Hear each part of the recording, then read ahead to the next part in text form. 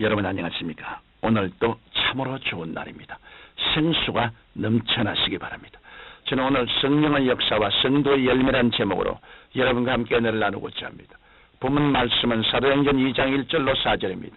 오순절날이 이미 이르매 저희가 다 같이 한 곳에 모였더니 호련히 하늘로부터 급하고 강한 바람 같은 소리가 있어 저희 앉은 온 집에 가득하며 불의 혀같이 갈라지는 것이 저희에게 보여 각 사람 위에 임하여 있더니 저희가 다 성령의 충만함을 받고 성령이 말하게 하심을 따라 다른 방언으로 말하기를 시작하니라. 예수님께서는 이 땅에 오셔서 천국 복음을 전파하신 후 십자가에서 피를 흘리심으로 인류의 모든 죄를 청천해 주셨습니다. 예수님께서 십자가에서 죽으시고 부활하신 지 50일째가 되는 날이었습니다. 예수님의 제자 120명이 마가 요한의 다락방에 모여 열심으로 기도하고 있을 때 갑자기 하늘에서 급하고 강한 바람 같은 소리가 나며 불의 혀같이 갈라지는 것이 각 사람의 머리 위에 임하더니 거기 앉은 모든 사람들이 성령의 충만함을 받고 성령이 말하게 하심을 쫓아 다른 방언으로 말하기 시작했습니다. 성령께서 강림하신 그때로부터 시작하여 그리스도의 복음의 역사는 활화산처럼 폭발해서 전 세계를 진동시키게 된 것입니다. 이같이 교회는 오순절의 성령의 역사로 출발했고 성령의 능력으로 복음의 결실들을 확산시켜 나갔던 것입니다. 그러므로 오늘은 성령의 역사와 그에 따른 성도의 열매에 대하여 살펴보고자 합니다. 첫째로 성령의 역사는 예수 그리스도께서 이 땅에 완성하신 사역을 확증하고 있습니다. 그리스도의 복음이 어떻게 해서 오늘날 세계 10억이 넘는 사람들의 마음속에 소망을 주시고 온 세계 만방의 하나님의 영광이 나타나게 했을까요? 이것은 하나님의 성령의 역사로 말미암은 것입니다. 120문도가 오순절날 성령을 충만히 받고 마음속에 담대함이 넘치고 부활의 기쁜 소식으로 불타오르기 시작하자 이들은 가는 곳마다 주님께서 완성하신 십자가와 부활의 복음을 전파하였고 성령의 역사는 남녀노유, 빈부귀천, 민족과 국경의 장벽 없이 태풍처럼 강력하게 휘몰아쳤습니다. 아무리 로마의 관원들과 유대인들이 제자들을 잡아 감옥에 가두고 죽여도 그리스도의 성령께서 세상을 복음으로 휩쓸어버리는 위대한 역사는 결코 막을 수 없었던 것입니다. 이러므로 인류는 성경 요한복음 3장 16절의 하나님이 세상을 이처럼 사랑하사 독생자를 주셨으니 이는 저를 믿는 자마다 멸망치 않고 영생을 얻게 하려 하심이라는 말씀 앞에서 자기의 운명을 결정짓지 않으면 안 되게 되었습니다. 이러한 결정은 현대인에게도 마찬가지입니다. 만문을 열고 예수님의 복음을 받아들인 자는 영원한 생명을 얻을 것이요 그렇지 않으면 영원한 멸망을 받게 될 것입니다. 이와 같이 예수 그리스도의 십자가의 피 흘림의 역사는 오늘날 또 세계 온 인류에게 생명을 얻게 하고 전 역사의 분기점을 이루는 놀라운 산 증거가 되는 것입니다. 둘째로 제자들은 성령의 강하고 담대한 능력을 받았습니다. 우리 그리스도인들은 성령의 능력을 힘입어 복음을 전파합니다. 복음은 성령께서 역사하시면 결실할 수 있습니다. 그러므로 오늘날 성령 없는 교회, 성령 없는 교인에게는 성동력이 넘치는 믿음을 기대할 수 없습니다. 그러면 성령께서 우리에게 임하시면 어떤 역사를 하실까요? 먼저 성령께서는 우리를 회개시키는 역사를 하십니다. 우리가 인간 중심적이고 이기주의적으로 육체를 따라 범죄하며 살아갈 때 성령께서는 그 죄악된 길에서 돌아서라고 말씀해 주십니다.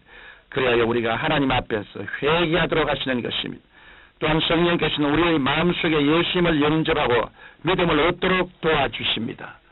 성경 고린도전서 12장 3절에 성령으로 하냐고는 누구든지 예수를 주시라 할 수 없느니라고 말씀하시므로 우리가 그리스도를 마음의 구주로 영접할 때 벌써 성령께서 우리 가운데 역사하고 계시다는 것을 가르쳐 주고 있습니다. 또한 성령을 통해 중생을 체험한 그리스도인에게는 또 다른 성령의 체험이 있습니다. 그것은 바로 성령 세례와 성령 충만의 체험입니다. 하나님께서는 중생한 사람이 주의 사업을 권세 있고 능력 있게 행할 수 있도록 성령으로 세례를 주시고 성령 충만하게 하십니다. 그 때문에 성령의 충만함을 받은 그리스도인들은 성령의 능력으로 기도하게 되며 권세 있는 신앙인의 삶을 살게 되며 그리스도의 복음을 담대하게 전가할 수 있게 되는 것입니다. 이러므로 우리가 성령 충만히 받고 성령께서 주시는 은사를 따라 하나님을 충성되게 섬길 때 위대한 하나님의 기사와 이적과 능력이 나타나 하나님께 영광을 돌리게 되는 것입니다. 셋째로 우리는 성령의 역사를 통해 성령의 열매를 맺는 생활을 해야 합니다. 우리 그리스도인들은 세상 사람들에 비해 무언과 다른 모범적인 생활을 해야 합니다. 예수님을 믿는다고 하면서 종교적인 열심만 가지고 있을 뿐 도덕적으로나 윤리적으로 빛과 소금이 되기는커녕 오히려 세상 사람들에게 손가락질을 받는다면 어떻게 예수님을 따른다고 말할 수가 있겠습니까? 성경 에베소서 5장 8절에 너희가 전에는 어두움이더니 이제는 주 안에서 빛이라 빛의 전화절처럼 행하라고 말씀하셨습니다. 이러므로 예수님을 믿고 성령으로 충만함을 받은 사람은 생활 속에 성령의 열매를 풍성히 맺기 위하여 끊임없이 기도하고 노력해야 합니다. 그러면 성령의 풍성한 열매란 무엇일까요? 성경은 오직 성령의 열매는 사랑과 희락과 화평과 오래 참음과 자비와 양성과 충성과 온유와 절전이라고 말씀하셨습니다. 기독교 신앙이란 예수님을 구주로 믿고 성령의 충만함을 받음으로 인격에 뚜렷한 변화가 나타나는 것입니다.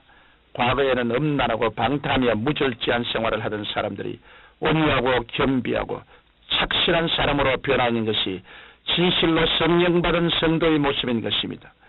예수님께서는 열매 없이 잎사귀만 무성한 무화과 나무를 꾸이셨습니다. 그러자 그 나무는 이내 뿌리채 말라버렸습니다.